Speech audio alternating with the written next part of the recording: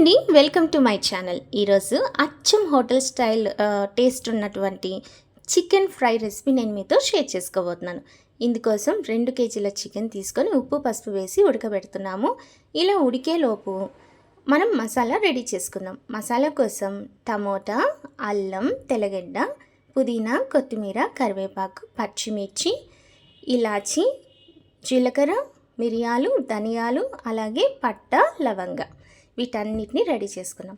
Mixie జార్లో వేసి వీటిని ఫైన్గా పేస్ట్ చేసుకోవాలి. ఈ పేస్ట్లో మాత్రం కరివేపాకు, పుదీనా, కొత్తిమీర లాస్ట్లో ఇక మనము ఆ పేస్ట్ని తీసేస్తాము మసాలా పేస్ట్ అన్న టైంలో జస్ట్ అలా వేసి ఒక్క రౌండ్ మిక్సీని మనం తిప్పితే సరిపోతుందన్నమాట. ఈ విధంగా ఫైన్గా మసాలాని పేస్ట్ చేసి పక్కన పెట్టుకోవాలి.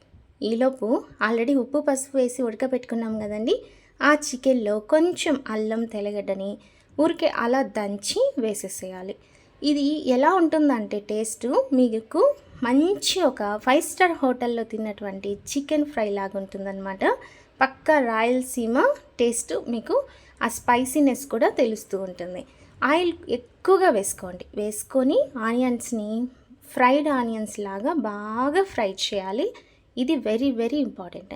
టేస్ట్ అంతా ఈ విధంగా ఫ్రై అయిన ఆనియన్స్ నుంచే వస్తుంది. బిర్యానీ ఆకు కూడా వేసుకోవాలి.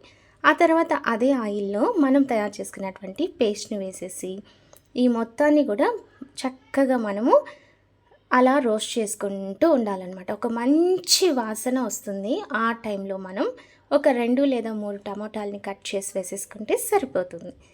సో వీటన్నిటిని కూడా ఫైన్గా అలా రోస్ట్ చేసుకోవాలి.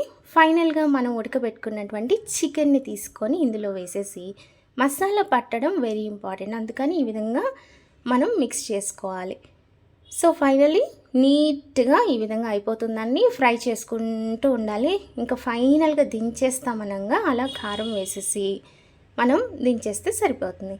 యమ్మీ యమ్మీ హోటల్ స్టైల్ చికెన్ ఫ్రై అనేది రెడీ అయిపోయింది.